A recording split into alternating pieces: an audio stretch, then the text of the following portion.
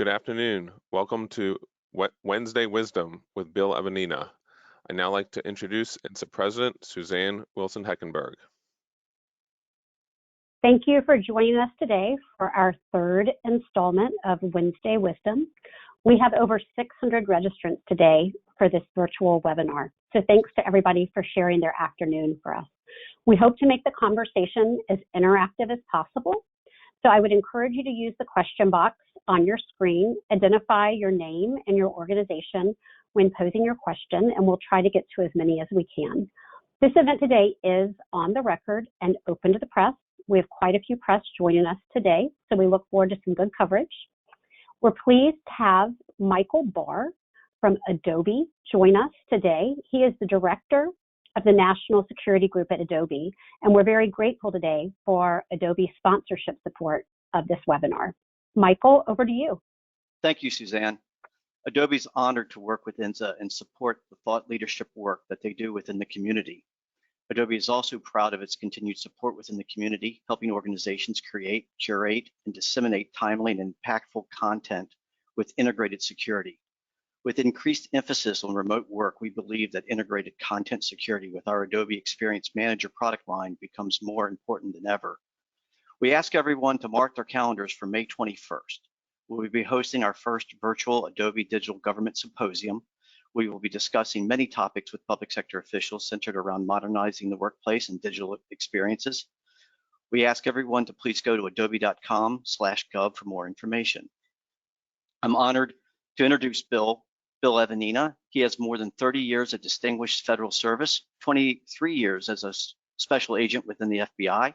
He is recognized as one of the top thought leaders in counterintelligence, counterespionage, and security-related areas. As the director of the National Counterintelligence and Security Center, Bill leads many CI and security-related activities for the U.S. government and many private sectors, entities at risk from intelligence collection by foreign adversaries. Under Bill's leadership, NCSC produces the President's National Counterintelligence Strategy, which is instrumental in raising foreign intelligence threat awareness and closing critical CI and security gaps. Thank you to Bill for spending time with INSA today. Back to you, Suzanne. Great. Thank you, Michael, and thanks again to Adobe for your support. Before we get going today, I would like to extend my personal congratulations to Bill on your director of NCSC. I'd like to make a toast. The Honorable Bill Evanina certainly has a nice ring to it. So congratulations to you and your family for this honor. Bill, I just want to turn it over to you. I know you have a few opening remarks, and then I would encourage folks to ask questions. I see them rolling in right now. Well, Suzanne, thank you for the toast. I'm flattered and honored, and I can't believe how humbling it is. I'm proud to be finally confirmed in this position after a few years. It really sets the tone and really shows great credit to the women and men of the intelligence community and counterintelligence and security worlds for decades who have worked really hard in this field, who now have a position of their own that they can say is there to support and defend their trade craft, so to speak. And I'm really humbled and proud to be the first of that. So thank you, and thank INSA and Adobe for sponsoring this event, and your Wednesday Wisdom programs have been great so far. I'm really, again, thankful to have an opportunity to be here with you today and talk about some of the emerging and current issues we face as a nation. And I just have a few comments with respect to where we are. I think the word unprecedented gets overused sometimes, but not here. I think we really are in unprecedented times day to day. I sit through meetings and wonder, what are we going to do next? And I think the intelligence community right now is at a precipice of where we're going to go. How are we going to vector into the new world post-COVID with the ability or inability to work in an unclassed environment? The partnerships that we need to enhance and create with private sector has never been more important as it is right now. And more germane to my current job with the President's strategy on counterintelligence, our 5 pillars have never been more important than they are now. And the old adage, every crisis begets an opportunity. Unfortunately, a lot of these opportunities are really detrimental to our nation right now. And we have to work as one nation to be able to fight our adversaries who are doing everything in their power to defeat us. So with that, I look forward to today's day, Suzanne. Great. Thank you, Bill. So a couple of questions from our virtual attendees. David Buckley with KPMG and a good friend of INSA wants to know, Bill, the nation has a brand new CI strategy. How will you make sure that it is actually carried out in the days ahead? Well, great question. Thanks, Dave, for that question. It is also a question that we get asked at the highest levels of the government on both ends of Pennsylvania Avenue. We are doing, I think I would say, the right most programmatic efforts in the government. I think the government agencies are all behind the ability to implement the strategy, and they have done so. They had a heads up last fall. This was coming to be able to proctor their organizations to be able to fit into niches in the new areas. I would say critical infrastructure and supply chain are new areas for which the government has not necessarily been a priority. Where we've seen, I think, a dramatic improvement, which we weren't expecting initially, is in the private sector. We're very, very humbled how the private sector has taken this strategy and ran with it. It was almost like for them to take this mantle or baton and say, we're going to help lead this effort. So implementation has gone a lot smoother, I would say, in the private sector than it has in the government thus far. But I think this COVID is really going to help us solidify that process for which we look in terms of implementation. Great. So supply chain has been really top of mind with a lot of our public, private, and academic members. Dan McGarvey from Alliance Science and Technology asked, considering the ever-expanding issues with China and others, has supply chain security become even more critical than it was before? Great question, and there's no doubt that the answer to that is yes. And I think in my space, in the IT space, and the folks at DHS and FBI who work supply chain, this COVID scenario has really brought to the forefront our ability to say, almost like, see, we told you so. And I think what we've seen is a manifestation in the private sector of companies realizing what that actually looks like, tastes like, feels like when we have a supply chain problem. Historically, the last couple of years, although we were ringing the bell for supply chain, it was really hard for us to give a tangible example of how that supply chain penetration or violation looks in a non-classified manner. This COVID situation has really opened that door for us to say, here's 5 unclassified examples of how our industry has been affected with a supply chain attack. I think it's really helped us spread the word and make the awareness more germane to the individuals who are being affected in the private sector. Good answer. So one of the things that I've enjoyed about these virtual events is we've been able to engage a lot of students, particularly students outside of the Beltway that normally don't have the opportunity to attend our events. So Jamison Crumpler from Angelo State University, what are the major counterintelligence concerns regarding China during the COVID-19 pandemic? Well, a great question. If I'm a student, I think top of the game. I think not only in my world, but in the current events, I think it's very clear with our announcement yesterday about and today about COVID and the Chinese Communist Party, their intent to obtain our classified and unclassified research on COVID, not only vaccines, but any medicines related to COVID, is now in the open. And the government, U.S. government's decision to attribute to them is not a small thing. And I think as we list and prioritize counterintelligence threats that are germane to the Communist Party of China, COVID now gets to the top of the list. Our ability to maintain the fiduciary protective fidelity of our research and development has never been more important than it is right now as we move forward to find an answer to this vicious disease. So following this theme and a very timely question, Charlie Allen, who is going to be joining INSA on June 9th for one of our webinars, asked this question. His question for you, Bill, is U.S. research universities, or UARCs as they're known, are real targets of the Chinese security services. What can we do to ensure the leaders of these universities are truly aware of these threats? Good question, Charlie. Well, great question from a legend and a leader in our nation's history. So I'm flattered that Charlie threw out a question, and I hope Charlie is well. And I say hello to Charlie. I've worked closely with the UARCs the last 2 years in partnership with all the directors of the research facilities I speak at their annual conferences and I meet with them quarterly to make sure that we are doing everything we can in the intelligence community to provide them with real actionable intelligence that they can put to use to protect the really, really critical research they do that really helps facilitate the IC agencies do their jobs. The UARCs are critical to sustaining our national security, not only now, but in years to come. And I think it's really important that we do as much as we can to be effective and efficient, to give them the classified threat intel they can to do their job. Great. So here is a question from your former agency.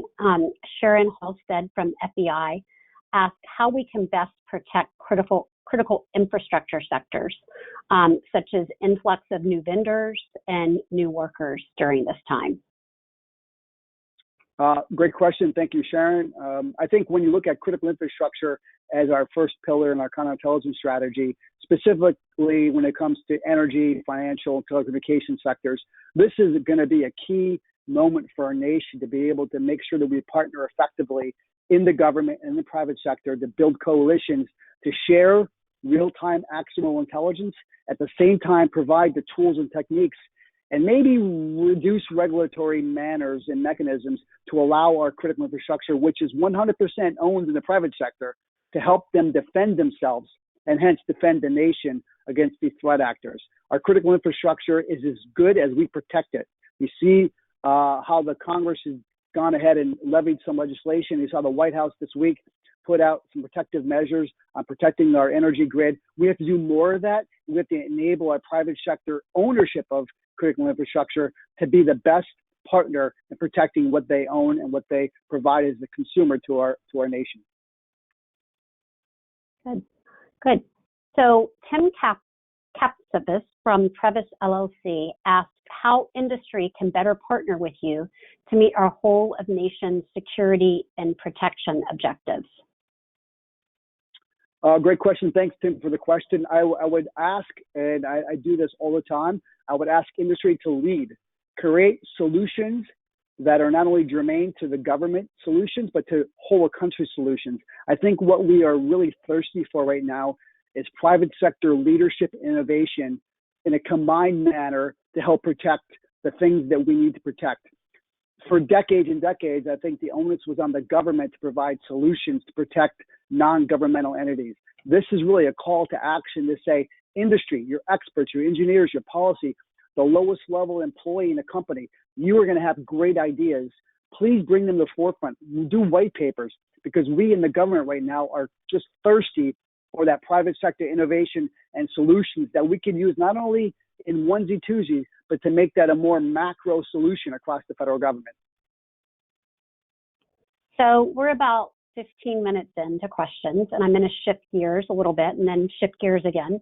But tell us, what are you doing? You live in Northern Virginia, not giving away any secrets, but what are you doing to stay sane these days? And how are you personally managing through this crisis? I know you're working a lot. That's one thing, but other than that. Thanks, Suzanne. And again, yes, I live in Alexandria, which is still, I guess, not yet gotten to our peak in terms of COVID. A couple of things.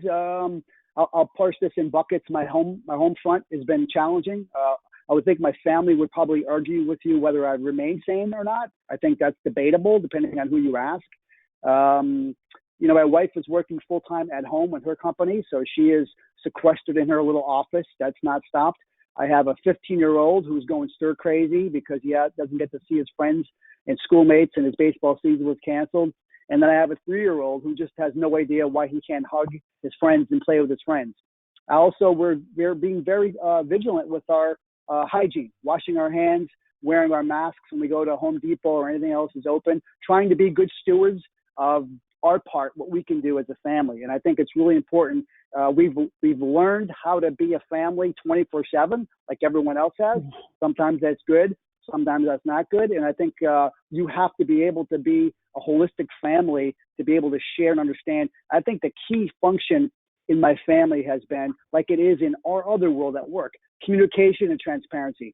If you're able to maintain communication and transparency, everything else will flow, I think, effectively throughout the family mechanism. Well, and I know personally things can sometimes get a little tense when you're balancing kids. And, you know, I told myself the other day, how do I want to look back at this time, and what kind of person and parent do I want to reflect on that I was? So, you know, it's challenging, that's for sure, both professionally and personally. So here's a question kind of along the lines, you were talking about your wife teleworking.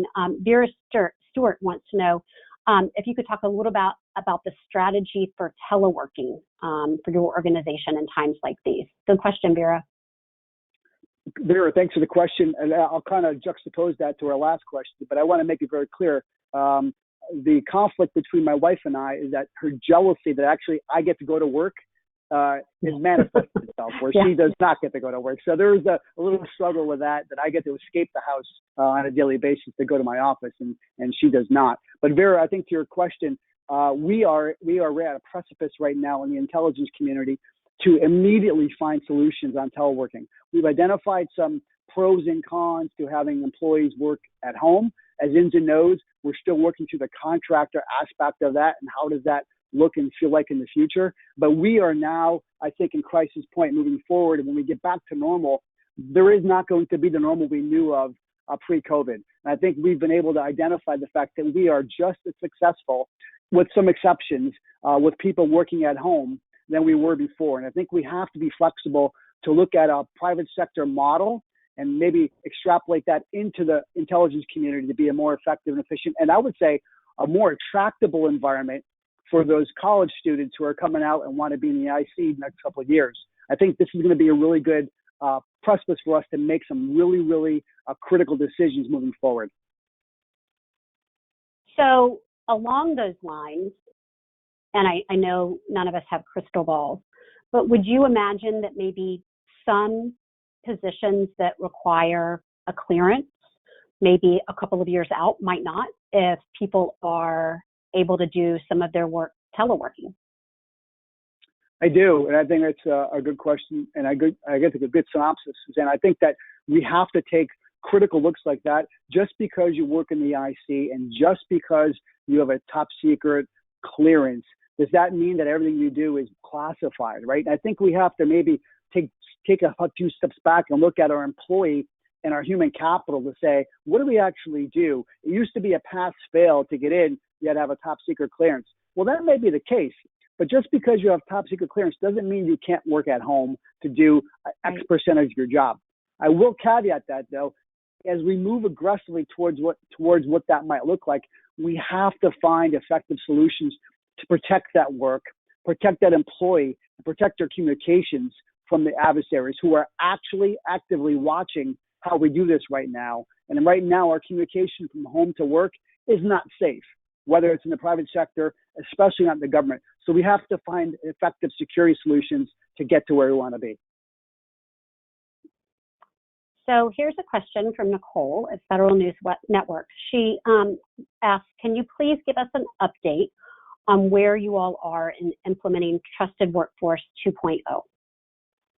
Well, thanks, Nicole, for that question. And this is a very proud issue for me as Trusted Workforce 2.0 continues to move forward in an aggressive manner. We have our next executive steering group this coming Friday. We're down approaching 180,000 in the inventory backlog right now, which is unheard of, which probably haven't seen those numbers for a decade.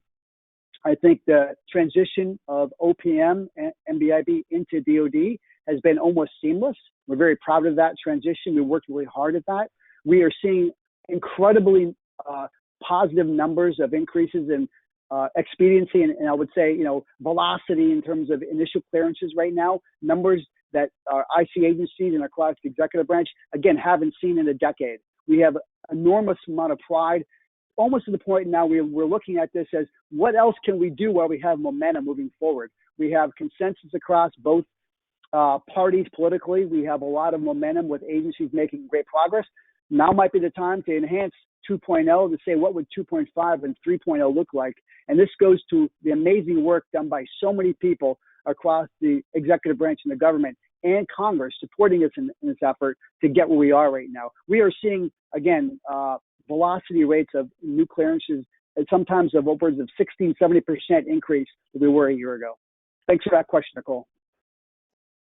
So specific to continuous monitoring, here's a question from Michael Chamberlain at Force Point. With government personnel working from home, how have you all shifted your focus of continuous monitoring? So a great question, and it's a really an opportunity to juxtapose the difference between continuous monitoring and continuous evaluation. Continuous evaluation happens regardless of where you are. Those are big data checks that we do to ensure individuals. There's no flags being raised for the home agency. We currently have almost 400,000 people enrolled in ODNI's continuous evaluation program. Each agency has some sort of continuous monitoring or CV, we call it. You want to call it however the technology is, but the monitoring that each agency does on their own employees, from CAT cards and access badge to all the way to what you're typing on your computer. To your point, this is a new world. So if your employees are at home, we can no longer do keystroke monitoring, or we can never do behavioral analysis on their computers. So this really creates a new role from us from a behavioral perspective. How do we then use those skill sets to identify someone who might be going the wrong way? This has really been a challenge for us, not only from a behavioral analysis perspective, but from an AI perspective. And I think we're working on this as we get people back to work in mass. This will be one of the issues we hit hard with respect to what's the new work model look like, and I'll be prepared for that with a continuous evaluation. Good. So we're going to shift gears a little bit and talk about the financial industry. This is a question from former board member Lenny Haysworth. Lenny, good to hear from you. Lenny asked, how do you anticipate the ever-increasing financial distress across the U.S. and globally will impact national security? What can the financial industry do to mitigate that threat? Well, it's a great question, Lenny, and a broad question. I can tell you that from my space in the intelligence community, and especially in counterintelligence security, the financial distress is critical because it results in two things for us. It results in potential expediency of nefarious activity, both by humans and by governments. And I think when you look at the stress that it entails in our adversaries right now from a financial market perspective, I think rogue regimes, communist regimes, or autocratic regimes are probably going to be more apt to do things they would not have done a year ago. Because so we are looking at that analytically as what does that look like when one of our adversaries panics? What does Vladimir Putin do when he panics, or Xi Jinping, or the Iranians? What happens? Because this financial strain is something we haven't seen in a long time, especially the folks who are dealing with this as policymakers and leaders of their country have not faced this in their time. So this becomes a national security issue in addition to the lack of money flowing. So our banking institutions, which again, we consider one of the top 3 critical infrastructure entities we have, need to maintain the stability, not only for us in the U.S. and the Western democracy, but across the world. If there's one thing that's going to get us out of this financial crisis of COVID and resulting issues, it's going to be the stability of our financial markets. So this question is near and dear to INSA's heart and very timely. We just had 6 graduate students graduate that are INSA interns, and they'll be with us until the end of the summer. And they are all seeking jobs in the intelligence community or have already found jobs. But this comes from Lenora Gant at Howard University. Lenora asked, what are your key emphasis and outreach strategies in regard to attracting new talent to support your long-term mission needs? A great question, Laura. Thanks for that question, and congratulations to all the interns from INSA. I think that's a great thing to have on your resume, and I think that's going to help get jobs in the intelligence community. I think a couple things there. It's a little nuanced answer, but bear with me. I think with all the agencies in the intelligence community having their own hiring authority and ability, I think this new environment of working from home and being more flexible, and what the ODNI is doing on their Right Trusted Agile Workforce program, this is going to allow us to sell a market, maybe a different environment that we weren't doing a year ago or 6 months ago or 2 months ago. And I think we have to be able to be aggressive in that marketing campaign and also share that, hey, it's not longer going to take you 2 or 3 years to get into the intelligence community. You're going to be in just a few months. I think we have to be more proactive and attractive to that manner. And I think the big crux is still going to be to your interns. Yes, we'd love to have you work for us, but maybe you can have your cell phone here or there. We used to say you can't have your cell phone, which has been glued to your hand for 10 years. Maybe there's an opportunity to be able to be more flexible on that. And I think we have to have some bright minds and aggressive mindset in the onboarding and the recruitment of individuals, and be less parochial than we have in the past. So Shannon at CyberScoop wants to know what your major counterintelligence concerns with Iranian hacking during the coronavirus pandemic are, and how has the targeting of the healthcare sector different from China in recent weeks? So two separate questions there. I'll go back to I'll start with the healthcare sector. The healthcare sector, which I include the research development and the biopharmaceutical, they have been amazing, horrific targets right now. They are really in a tough spot right now because sometimes those hospitals, healthcare situations aren't well protected. But the biofarms, the industries, the researchers developing COVID vaccines.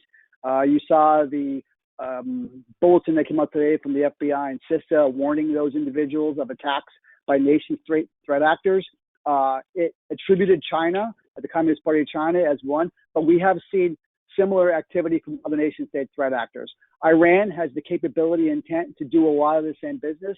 We don't believe them to have the capability to create their own vaccine and mass produce it. They don't have those capabilities that China does. However, we can't forget our recent history with Iran. They are still, we believe, still planning potential retaliations for the Soleimani attack. So I think we still look at Iran as a vector of threat that we don't stop paying attention to what Iran's capabilities are. If you look back the last decade, specifically what their intentions and their capabilities and what they've done to the financial institutions with DDoS attacks, and as well as what they've done across the last decade of actual attacks, they're a viable target for us. And I think the financial markets must remain vigilant to those attacks. And let's not forget Iran when we're thinking also about the Communist Party of China and Russia. So I clearly have a soft spot in my heart for students, but Jennifer Keltz, who is a student at Columbia University, wants to know how you perceive any change in the relative importance of the different INTs, like HUMINT, SIGINT, OSINT, as a result of COVID-19. It's a good question. Great question, and someone who's hopefully going to be finding themselves in the intelligence community one day. I agree. That we would love that mindset. That's a very big picture thought process, and I love that question.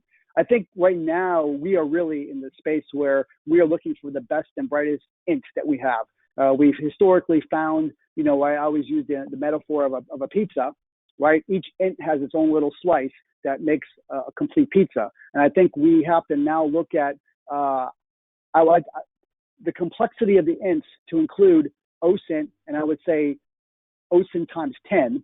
But at the same time, we are very conscious of disinformation, AI, and deepfakes, right? So right now, can we trust OSINT? Can we trust the capability on the open networks to be true and accurate, right? So as much as we want to go out there and take that, we have to be able to be in a position where we could validate it as true. So here is a question from a colleague of yours, Vera. She wants to know, what are the strategies and plans for education and awareness for acquisition professionals with respect to supply chain risk and threat?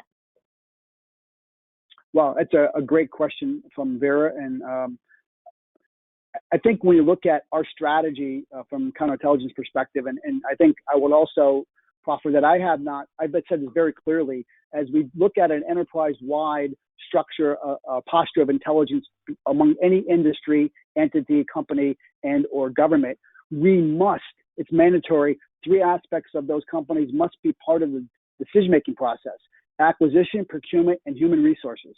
How we hire, who we hire, and how we vet who we hire to present the insider threat. But we are now seeing, and we've seen for a decade now, our adversaries enter our supply chain through our acquisition and procurement programs, through the people who I believe are the least trained in our companies and organizations.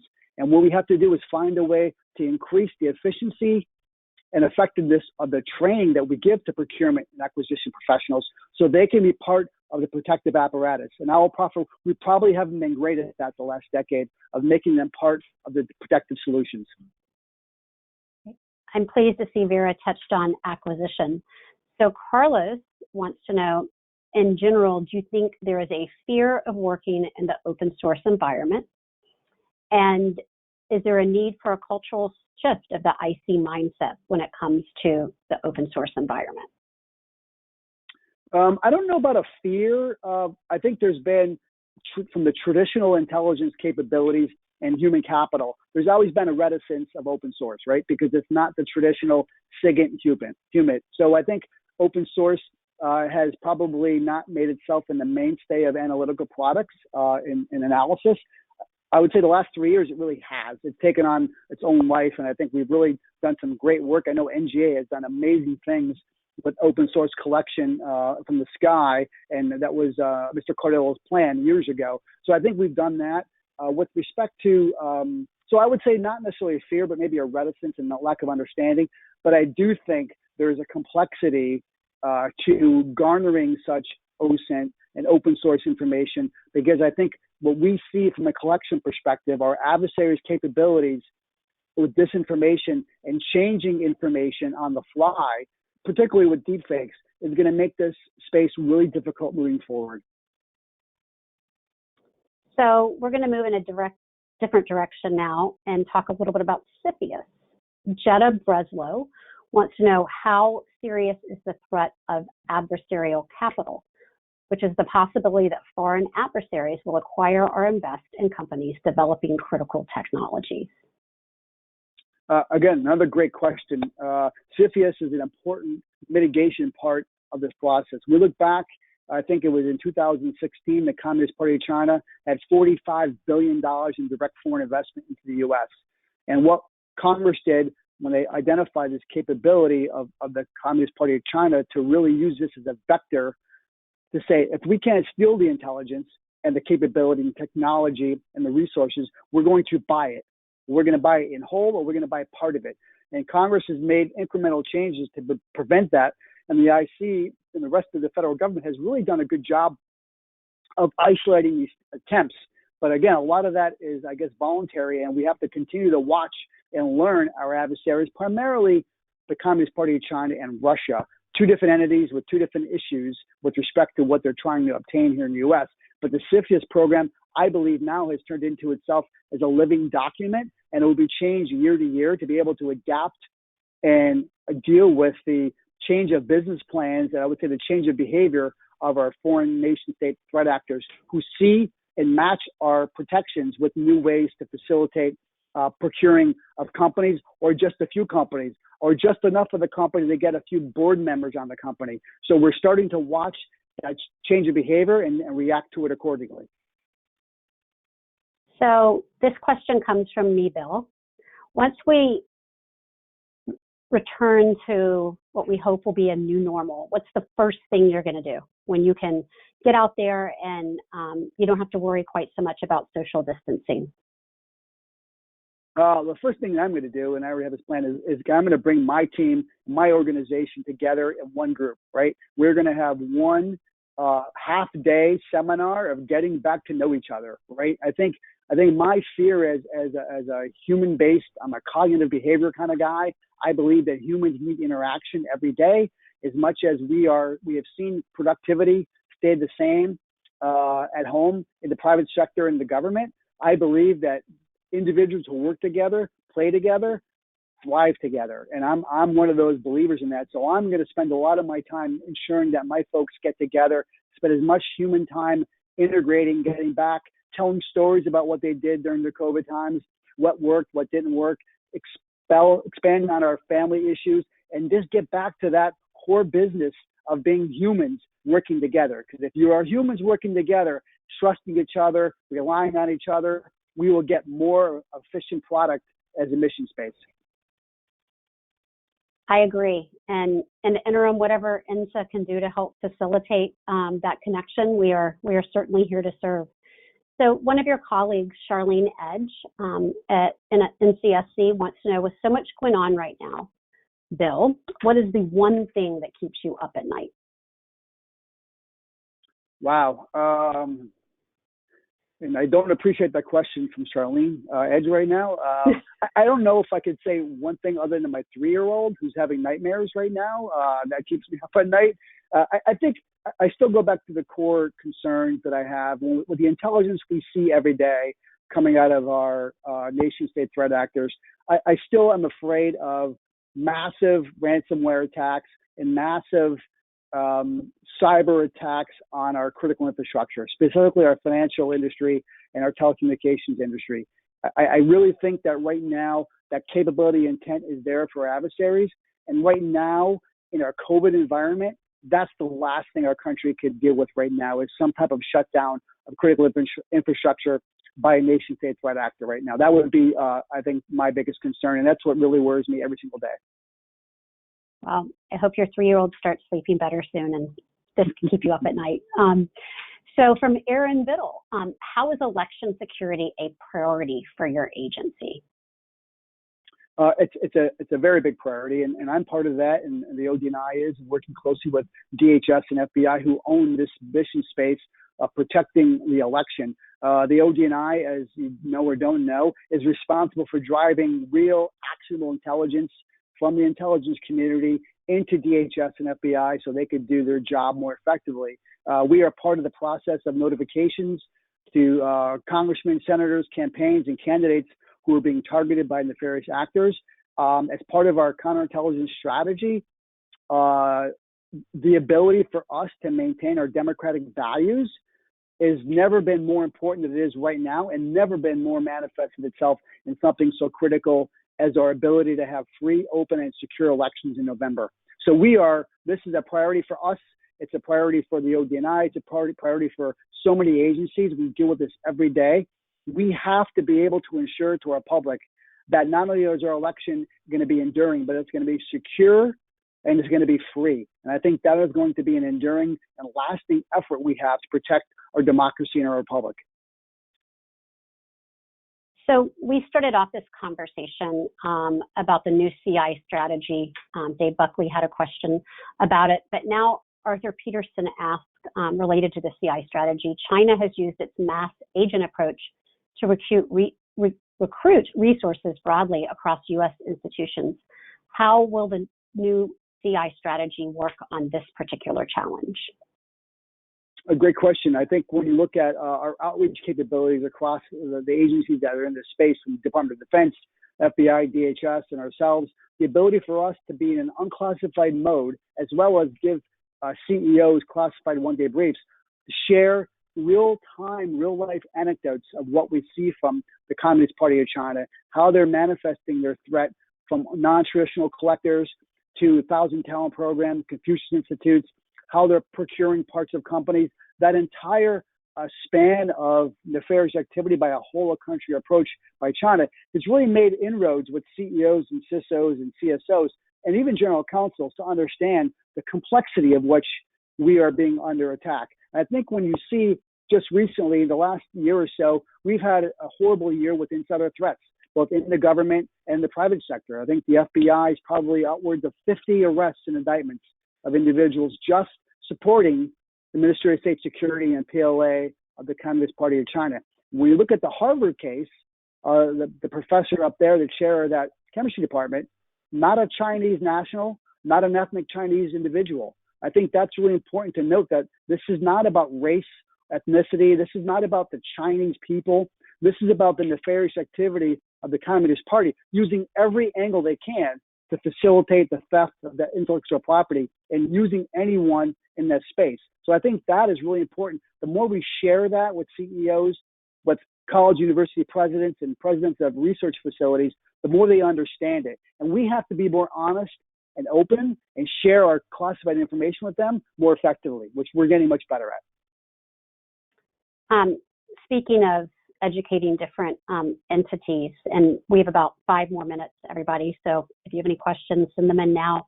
But this is from Michelle Watson. She wants to know if you would recommend that more U.S.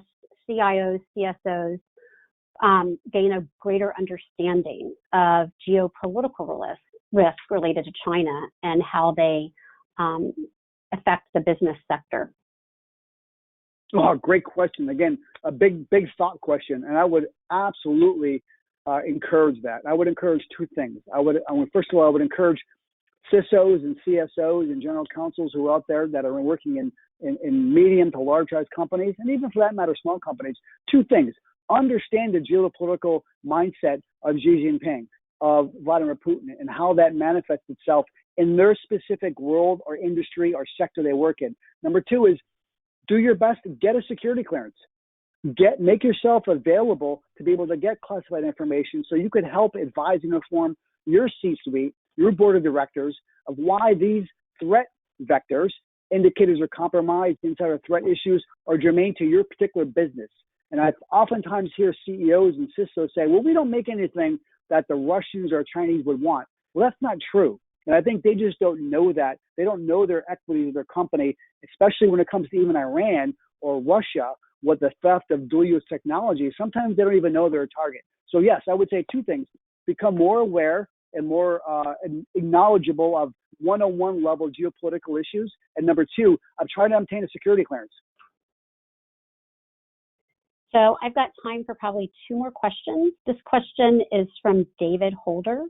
He wants to know if you can address ways industry can access data related to adversarial capital and white labeling in the DoD, and we're back to the supply chain. Very difficult to find threat intel. Yeah, great question, and not an easy answer because we in the government haven't perfected creating that data yet, right? So much of this space is in new legal privacy space. So as we garner more traction in trying to understand white labeling, black labeling, gray labeling, it oftentimes involves a U.S. business, a U.S. person.